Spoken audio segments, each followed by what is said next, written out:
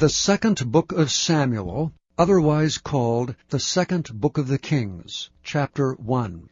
Now it came to pass after the death of Saul, when David was returned from the slaughter of the Amalekites, and David had abode 2 days in Ziklag, it came even to pass on the 3rd day, that behold, a man came out of the camp from Saul, with his clothes rent, and earth upon his head.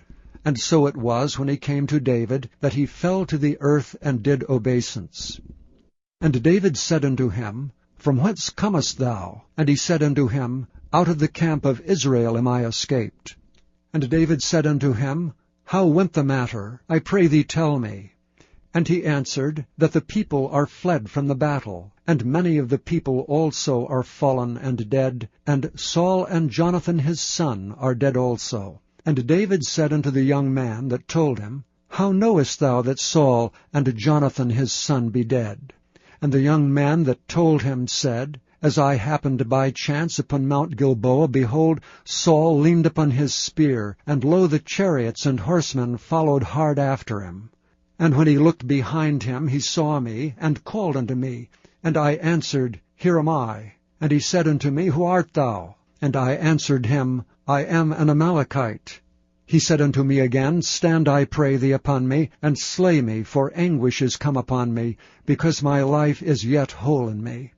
So I stood upon him, and slew him, because I was sure that he could not live after that he was fallen. And I took the crown that was upon his head, and the bracelet that was on his arm, and have brought them hither unto my lord. Then David took hold on his clothes, and rent them, and likewise all the men that were with him. And they mourned and wept, and fasted until even for Saul, and for Jonathan his son, and for the people of the Lord, and for the house of Israel, because they were fallen by the sword. And David said unto the young man that told him, Whence art thou? And he answered, I am the son of a stranger, an Amalekite. And David said unto him, How wast thou not afraid to stretch forth thine hand to destroy the Lord's anointed? And David called one of the young men, and said, Go near and fall upon him. And he smote him, that he died. And David said unto him, Thy blood be upon thy head, for thy mouth hath testified against thee, saying, I have slain the Lord's anointed. And David lamented with this lamentation over Saul, and over Jonathan his son. Also he bade them teach the children of Judah the use of the bow. Behold, it is written in the book of Jasher. The beauty of Israel is slain upon thy high places. How are the mighty fallen! Tell it not in Gath, publish it not in the streets of Askelon, lest the daughters of the Philistines rejoice, lest the daughters of the uncircumcised triumph.